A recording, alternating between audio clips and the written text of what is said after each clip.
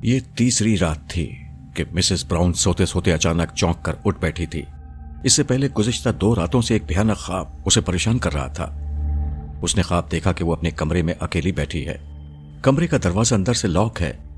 अचानक कमरे के दरवाजे में लगी हुई चाबी घूमी, फिर ऊपर की चटखानी खुली और दरवाजा आहिस्ता से खुल गया, लेकिन कोई अंदर नहीं आया। वो खौफजदा होकर उठ बैठी और साइड पर रखा हुआ लैंप जला दिया। खौफजदा नजरों से नीमवा दरवाजे की तरफ देखने लगी। दरवाजा एक जोरदार आवाज के साथ बंद हो गया। ताले की चाबी घूमी और फिर किसी अनदेखे हाथ ने दरवाजे की चटखानी भी बंद कर दी। मिसेस ब्राउन, जिसका असली नाम मारिया था, का हलक खुश्क हो गया। वो चीखना चाहती थी, लेकिन उसके गले में आवाज फंस कर रह गई। फिर कमरे की मध्यम रोशनी में उसने देखा कि एक अनदेखा हाथ हवा के दोष पर तैरता हुआ उसके गले की तरफ पड़ रहा है। फिर जैसे उस हाथ से खून की बूंदें टपकने लगीं और कमरे के फर्श पर गिरते ही जम गईं। मारिया खौफजदा होकर फटी फटी निगाहों से हवा में मोहल्लक उस हाथ को देख रही थी। फिर वो हाथ उससे दूर होता चला गया। कमरे के दरवाजे में लगे हुए ताले की चाबी फिर घूमी। चटखनी एक जोरदार आवाज के साथ खुल गई। दरवाजा एक धमाके से खुला और फिर बंद हो गया। कमरे में सर्द हवा का एक झोंका आया और सर्दी की एक लहर जैसे मारिया के रगो रेशे में सरायत कर गई। उसने एक दिलखराश चीख मारी और फिर उसे अपने कंधों पर मिस्टर ब्राउन के खुरदरे हाथ का लम्स महसूस हुआ। क्या हुआ डार्लिंग? तुमसे 1000 मर्तबा कहा है, खौफनाक कहानियों में दिलचस्पी लेना छोड़ दो, लेकिन तुम हो कि अपनी इस आदत से बाज नहीं आती हो। यह कहते हुए मिस्टर ब्राउन ने मारिया के तकिए के नीचे से खौफनाक कहानियों की एक किताब निकालकर एक तरफ रख दी। अब तुम सो जाओ, मैं यहीं तुम्हारे पास कुर्सी पर बैठकर रिसाला पढ़ता रहूंगा। खुदा का शुक्र है कि एलिजाबेथ अपनी खाला के यहां गई हुई है, वरना वो भी खामखा खौफजदा हो जाती। ब्राउन ने उसे तसल्ली देते हुए एक ज़ख़ीम तस्वीरी रिसाला उठाया और मारिया के बेड के करीब आराम कुर्सी पर धंस कर बैठ गया। यूं पहली रात का यह भयानक ख्वाब, जिसने मारिया की मीठी नींद खराब कर दी थी, खैरियत से गुजर गई। वो अगले दिन तमाम वक्त इसी ख्वाब के मुताल्लिक गौर व फिक्र करती रही, लेकिन किसी नतीजे पर पहुंचने में नाकाम रही। वो हैरान थी कि क्या यह ख्वाब उसे किसी आने वाले खतरे से मुताल्लिक तो खबरदार नहीं कर रहा। अगली रात जब वो ख्वाब आवर कोलियों की खासी बड़ी तादाद निकलने के बाद अपने थके हुए आसाब को सुकून बख्शने की तैयारी कर रही थी कि रात के 2 बजे उसकी आंख फिर खुल गई। कोई उसकी ख्वाबगाह के दरवाजे पर आहिस्ता आहिस्ता दस्तक दे रहा था। उसने करीब लेटे हुए ब्राउन का रुखसार आहिस्ता से थपथपाया। डार्लिंग, उसे अपनी खौफजदा आवाज की कपकपाहट सुनकर खुद भी हैरत हो रही थी। हाँ, क्या बात है? कौन है? ब्राउन ने बेदिली से पूछा। बाहर के दरवाजे पर कोई है, मारिया ने कांपती हुई आवाज में कहा। कोई नहीं है, तुम सो जाओ, खामखा मुझे परेशान ना करो। फिक्र करने, घबराने या डरने की कोई बात नहीं है, मैं तुम्हारे साथ हूं, ब्राउन ने उसे तसल्ली देते हुए कहा और दूसरी तरफ करवट बदलकर खर्राटे लेने लगा। ब्राउन के सो जाने के बाद जैसे किसी तनवीमी कैफियत के जेर असर वो आहिस्ता से अपने बेड से उतरी और दरवाजे के करीब जाकर खड़ी हो गई। किसी ने फिर आहिस्ता से दरवाजे पर दस्तक दी। इस बार बगैर कुछ सोचे समझे मारिया ने दरवाजा खोल दिया। एक हौलनाक चीख उसके हलक से निकली और वो बेहोश होकर जमीन पर ढेर हो गई। बाहर राहदारी में एक अजीब व गरीब गैर इंसानी मखलूक खड़ी अपनी तमाम तर खबासतों के साथ उसे देख रही थी।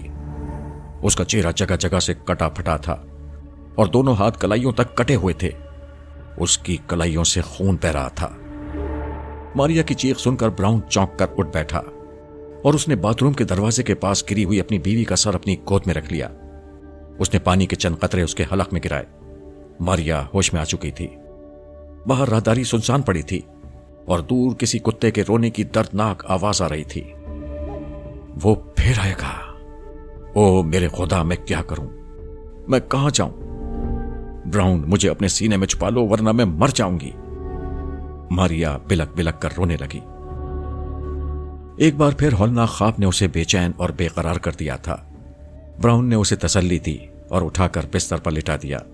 फिर वो देर तक उसके बालों में कंघी करता रहा, उंगलियां फेरता रहा। मारिया के गुलाब जैसे रुखसारों पर आंसुओं की लकीरें बहकर जम गई थी और थोड़ी देर बाद वो सो गई। अगले दिन ब्राउन मारिया को लेकर एक काबिल और माहिर नफ्सियात दोस्त से मिला।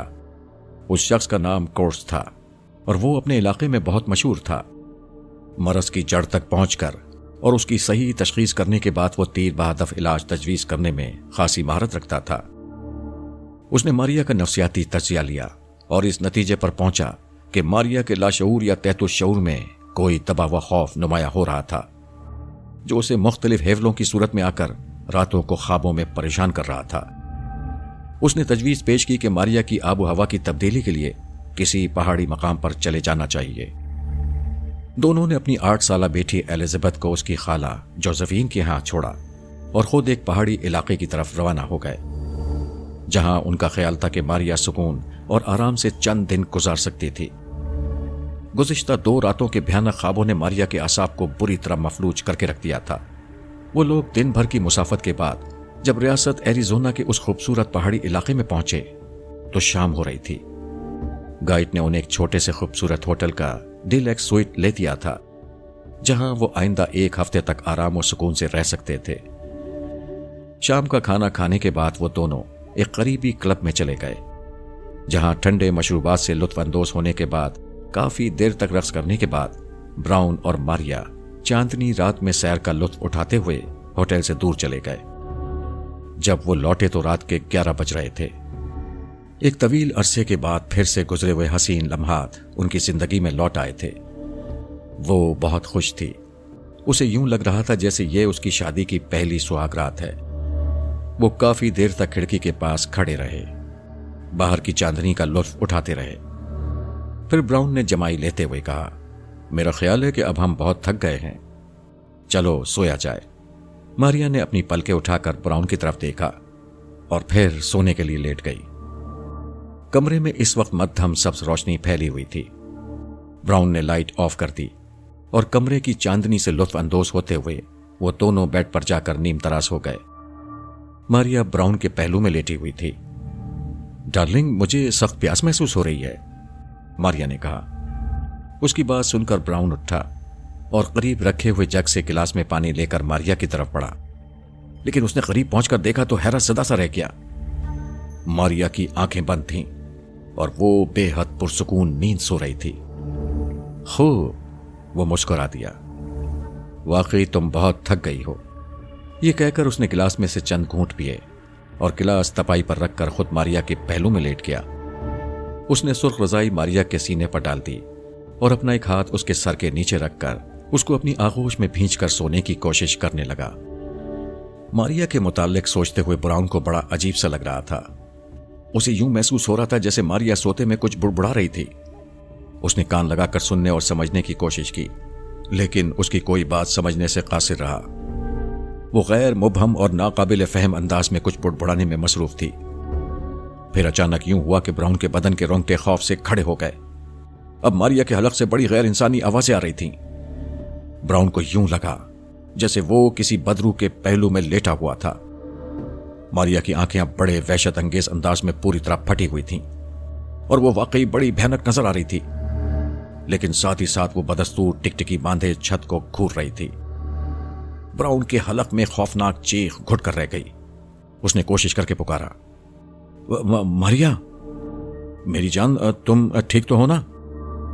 जो ही ब्राउन के लबों से ये अल्फाज अदा हुए, मारिया ने एक झुरझुरी ली और बेदार होकर उठकर बैठ गई। अब वो ब्राउन के सीने में सर छुपाए बच्चों की तरह बिलक बिलक कर रो रही थी। मुझे बचा लो, मैं अभी मरना नहीं चाहती। नहीं ब्राउन, नहीं, मैं तुम्हें कहीं नहीं जाने दूंगी।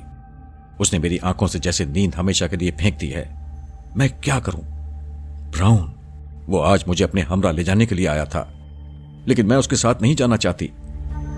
वो जाने क्या क्या कहती रही और ब्राउन मुस्तकिल सोचे जा रहा था। ये मारिया का वो रूप हरगिज नहीं था जिसे वो चंद लम्हों पहले देखकर खौफजदा हो गया था। आखिर ये सब क्या था? वो दोनों अगली ही सुबह उस हिल स्टेशन से वापस पलट आए और उसके फैमिली डॉक्टर ने ब्राउन को खुशखबरी सुनाते हुए कहा, मुबारक हो मिस्टर ब्राउन, अब आप बहुत जल्द बाप बनने वाले हैं। ये खबर सुनकर भी ब्राउन को बिल्कुल कोई खुशी नहीं हुई, क्योंकि वो मारिया की तरफ से बहुत फिक्रमंद था। वो चाहता था कि इस हालत में एबॉर्शन करवा दे, اس کا خیال تھا کہ ماریا کی صحت ہرگز اس قابل نہیں تھی کہ وہ مزید ایک بچے کا بوجھ برداشت کر سکے۔ ماریا کے زرد رخساروں اور کمزور بدن کا خیال آتے ہی وہ لرز کر رہ گیا۔ اس کی سمجھ میں نہیں آیا کہ وہ اپنی تشویش یا خوف کا اظہار کرے یا خاموش رہے۔ ڈاکٹر نے اس کی ذہنی کیفیت بھانپ لی تھی۔ اس نے براؤن کو تسلی دی اور آہستہ سے اس کا شانہ تھپ تھپاتے ہوئے کہا، فکر مند ہونے کی کوئی ضرورت نہیں ہے میرے دوست، تمہاری بیوی بالکل ٹھیک ہے، وہ محض خوف اور وہم کا شکار ہو رہی ہے اور اپنی صحت کے لیے ہی نہیں بلکہ تمہارے لیے بھی مشکلات پیدا کر رہی ہے۔ بہرحال تم اسے سمجھاؤ کہ سب کچھ اس کے حق میں اچھا ہوگا۔ اب اور کچھ کہنے کی گنجائش نہیں تھی، اس لیے براؤن ڈاکٹر کے خیال سے اتفاق کرتا ہوا گھر لوٹ آیا۔ کچھ عرصے کے بعد دونوں میاں بیوی پر ایک ہولناک انکشاف ہوا۔ انتہائی بہترین اور اعلیٰ ادویات کے استعمال کے باوجود ماریا کی صحت دن بدن گرتی چلی جا رہی تھی اور یوں محسوس ہو رہا تھا جیسے اس کے بدن کا خون آہستہ آہستہ خشک ہوتا جا رہا ہے۔ اس کے بدن کا رنگ ڈھلے ہوئے لٹھے کی طرح سفید ہو چکا تھا۔ پھر جب اس کی فیملی ڈاکٹر نے اچھی طرح ماریا کا معائنہ کیا تو یہ خطرناک حقیقت اس پر آشکار ہوئی کہ ماریا کے جسم میں خون کی مقدار تقریباً نہ ہونے کے برابر تھی۔ اس نے یہ بھی بتایا کہ ماریا کے دل کی دھڑکن کے علاوہ کسی غیر انسانی آوازوں کی لہروں سے مشابہ آوازیں بھی آ رہی ہیں۔ آخر طے یہ کیا گیا کہ خواہ اس سے ماریا کے بدن میں پرورش پاتے ہوئے بچے کی زندگی خطرے میں ہی کیوں نہ پڑ جائے، اس کی اسکریننگ اور ایکس رے کرنا ضروری ہو گئے ہیں۔ پھر ڈاکٹروں کی ایک ٹیم نے ماریا کے پیٹ کے متعدد ایکس رے لیے اور الٹرا ساؤنڈ لیے۔ ماریا کا بچہ بالکل خیریت سے تھا، لیکن سب سے حیرت انگیز اور ہولناک بات یہ تھی کہ ماریا کے دل کے قریب ایک ننھا سا چہرہ نظر آیا۔ اس کی آنکھوں کی جگہ چھوٹے چھوٹے حلقے تھے اور رخساروں کی ہڈیاں ابھری ہوئی تھیں۔ اس چھوٹے سے چہرے کے جبڑوں اور دہانے پر ایک عجیب سی مزے کے خیز مسکراہٹ پھیلی ہوئی تھی، یوں جیسے وہ ماریا کے بدن کا خون چوس چوس کر اپنی زندگی کے سامان پیدا کر رہا ہو اور آہستہ آہستہ ماریا کے بدن کی عمارت کھوکھلی کرنے میں مصروف ہو۔ ماریا اور براؤن کی راتوں کی نیندیں اور دن کا چین اب واقعی حرام ہو چکا تھا۔ اخباری نمائندوں اور رپورٹروں اور ہزاروں حیرت زدہ لوگوں کے انبار میں گھرے رہنے کے باوجود وہ دونوں خود کو بالکل اکیلا اور بے بس محسوس کرتے تھے۔ انہیں یقین تھا کہ اب کوئی ان کی مدد نہیں کر سکے گا۔ ماریا کی حالت روز بروز گرتی چلی جا رہی تھی۔ آخرکار ڈاکٹروں نے یہ طے کیا کہ وہ آپریشن کے ذریعے ہی اس ہولناک افرید کا علاج کریں گے۔ ڈاکٹروں کے بے حد اصرار پر آخرکار آپریشن کے لیے راضی ہونا پڑا۔ میڈیکل سائنس کی تاریخ میں یہ اپنی نوعیت کا اچھوتا اور منفرد قسم کا آپریشن تھا۔ 4 ڈاکٹروں کی ایک ٹیم جو اپنے وقت کی بہترین اور ماہر ترین سرجنوں پر مشتمل تھی، اس آپریشن کے لیے 1 ماہ تیاری کرتی رہی۔ اب ماریا کو بغیر سوئے ہوئے 4 ماہ گزر چکے تھے اور صورتحال یہ تھی کہ ماریا کی آنکھیں سرخ اور متورم رہا کرتی تھیں۔ وہ خوف و حسرت کی ایک تصویر بن کر رہ گئی تھی۔ آپریشن کے لیے خصوصی انتظامات کیے گئے تھے اور شکاگو، پیرس، لندن، جرمنی سے ڈاکٹروں کی یہ ٹیم اس نازک اور سنگین آپریشن کا آغاز کرنے والی تھی۔ وقت تیزی سے گزر رہا تھا اور ہر گزرنے والا لمحہ ماریا کو موت کے قریب لے جا رہا تھا۔ ڈاکٹروں نے ماریا پر یہ بات واضح کر دی تھی کہ اس کے بچنے کا تمام تر دار و مدار اس کے زندہ رہنے کی خواہش پر تھا۔ براؤن بھی اس آپریشن کی سنگینی سے بخوبی واقف تھا اور وہ بھرپور کوشش کر رہا تھا کہ وہ اس کو تسلی دیتا رہے۔ آخر آپریشن کا دن آ پہنچا۔ ڈاکٹروں نے آپریشن کے دوران یہ بات شدت سے محسوس کی کہ آپریشن بہت سنگین اور نازک ہے۔ انہیں نہ صرف ماریا کے بچے کو بچانا تھا بلکہ اس شدت کو بھی ختم کرنا تھا جو ایک ہولناک چہرے کے روپ میں ماریا کے دل سے جونک کی طرح چمٹ کر اس کا خون چوسنے میں مصروف تھا اور جس نے ماریا اور براؤن کی زندگی اجیرن کر رکھی تھی۔ آپریشن کے دوران بھی اس کو خون دیا جا رہا تھا۔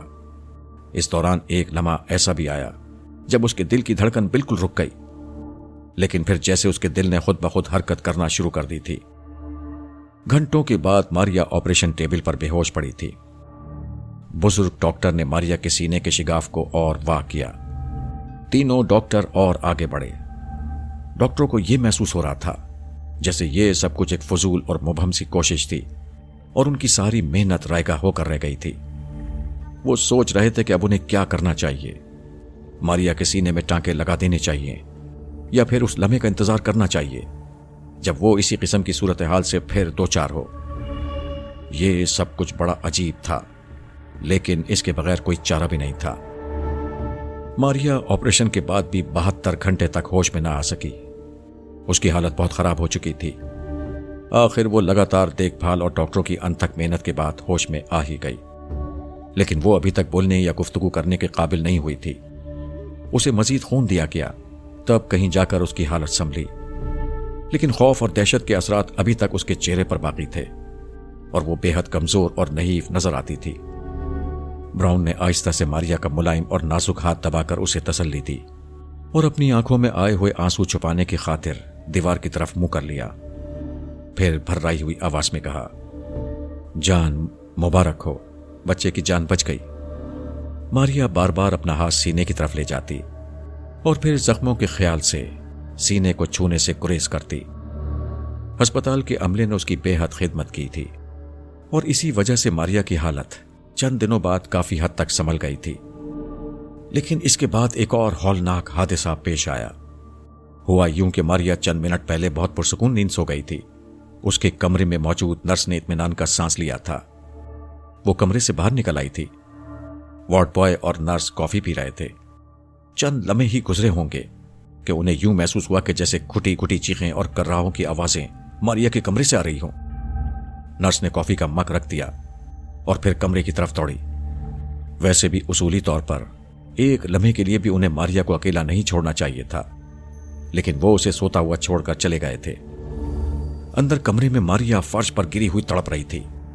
یوں لگ رہا تھا جیسے کوئی اندیکھا ہاتھ اس کے بدن پر زور زور سے ضربے لگا رہا تھا۔ وہ چیخنا چاہتی تھی، لیکن اس کے حلق سے کچھ یوں دبی دبی اور گھٹی گھٹی چیخیں نکل رہی تھیں، جیسے کسی نے دوسرے ہاتھ سے اس کا گلا دبوچ رکھا ہو۔ اس کا چہرہ خوف اور تکلیف سے زرد ہو رہا تھا، ہونٹ نیلے پڑ چکے تھے اور وہ اس تشدد کا مقابلہ کرنے کی ناکام کوشش کر رہی تھی۔ اس نے دونوں ہاتھوں سے اپنا سینہ جکڑ رکھا تھا اور ماہی بے آب کی طرح فرش پر تڑپ رہی تھی۔ اس کا اسکرٹ جگہ جگہ سے بری طرح پھٹ چکا تھا، بدن پر گہرے نیل پڑ چکے تھے۔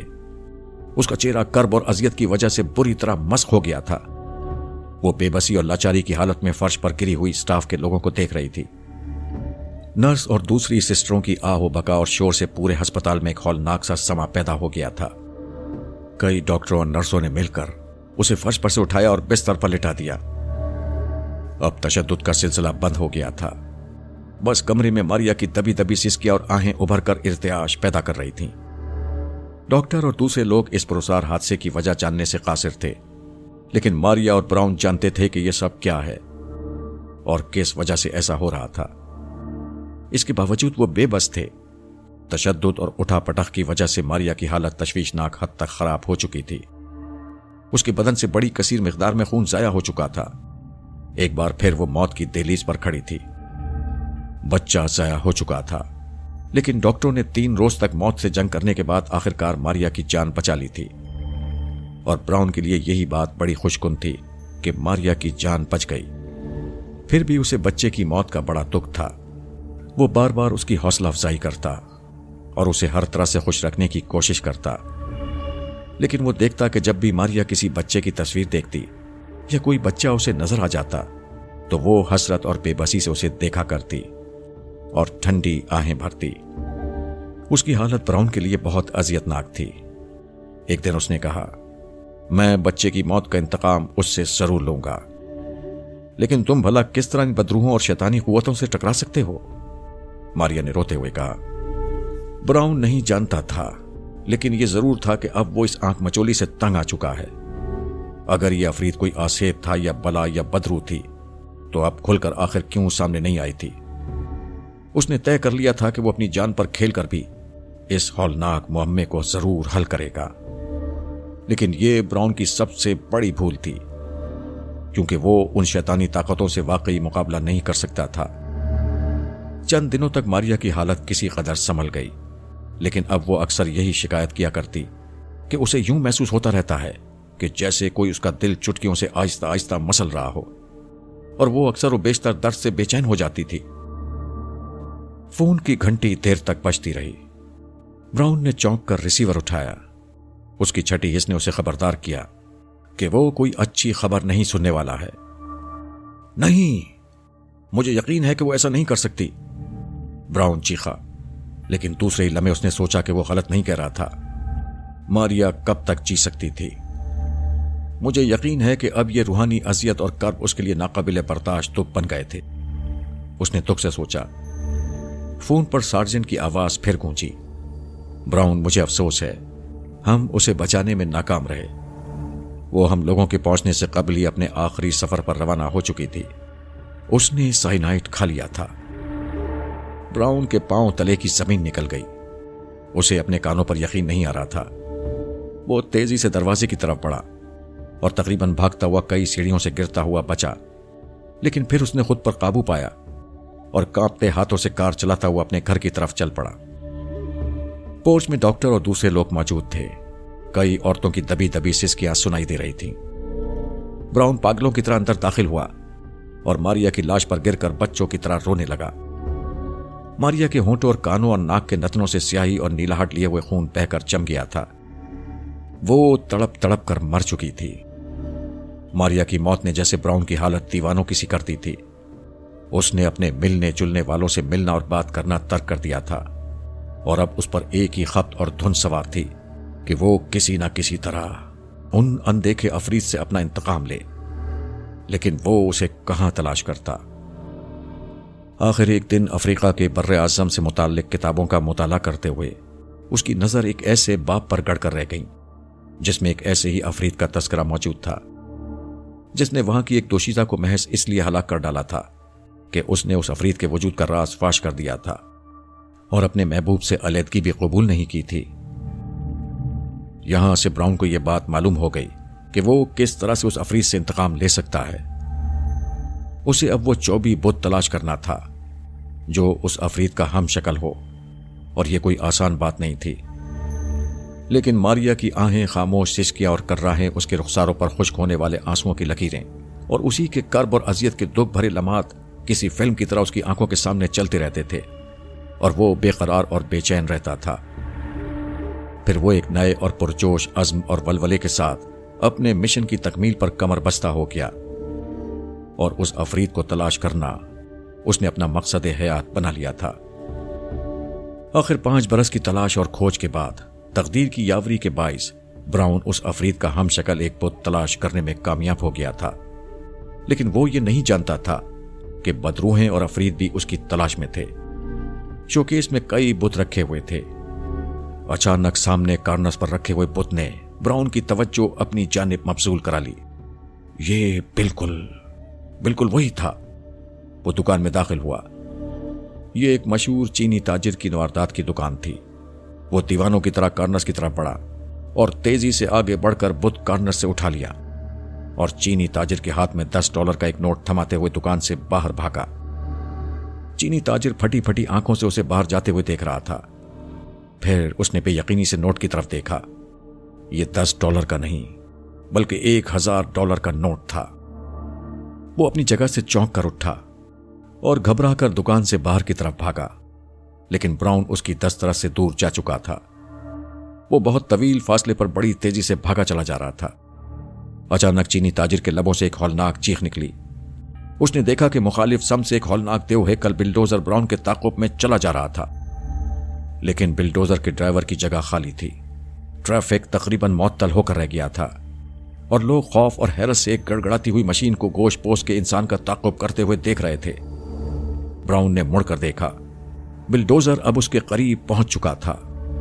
سامنے فرار کے تمام راستے بند ہو کر رہ گئے تھے۔ ایک اسکول کی دیوار جس نے براؤن کی فرار کی تمام راہیں مسدود کر دی تھیں۔ براؤن تیزی سے اس دیوار کی طرف دوڑنے لگا۔ براؤن نے چیخنے کی کوشش کی، لیکن اسے یوں لگا جیسے ایک دلخراش چیخ اس کے لبوں پر آ کر جم گئی ہو۔ اس کا حلق سوکھ کر کانٹا بن چکا تھا۔ بلڈوزر اب تیزی سے اس کی طرف آ رہا تھا۔ اس نے بت کو مضبوطی سے دونوں ہاتھوں میں جکڑ لیا اور پاگلوں کی طرح دیوار کی طرف بھاگا، لیکن اسے دیوار پر چڑھنے کی مہلت ہی نہ مل سکی۔ بلڈوزر کا تیز اور آہنی پھل اس کی دونوں ٹانگوں کو کاٹتا ہوا گزر کیا، اور اب پھر دیو ہیکل مشین اس کی طرف لپک رہی تھی۔ بلڈوزر کا آہنی دستہ پوری طاقت سے اس کے سر اور چہرے کا بھرکس نکالتے ہوئے گزر کیا۔ پھر پولیس کی کئی کاریں حادثے کی جگہ پر آ کر رک گئی۔ بلڈوزر خاموش کھڑا تھا، यूं जैसे वो अपनी जगह से कभी हिला भी ना हो। ब्राउन मर चुका था। उसकी लाश के करीब ही एक छोटा सा लकड़ी का बुत पड़ा था जो कई जगह से टूट चुका था और खून आलूद हो चुका था। गहरे दुख और अफसोस से सार्जेंट जिम ने ब्राउन की मस्कशुदा लाश की तरफ देखा और फिर एक आह भरकर रह गया।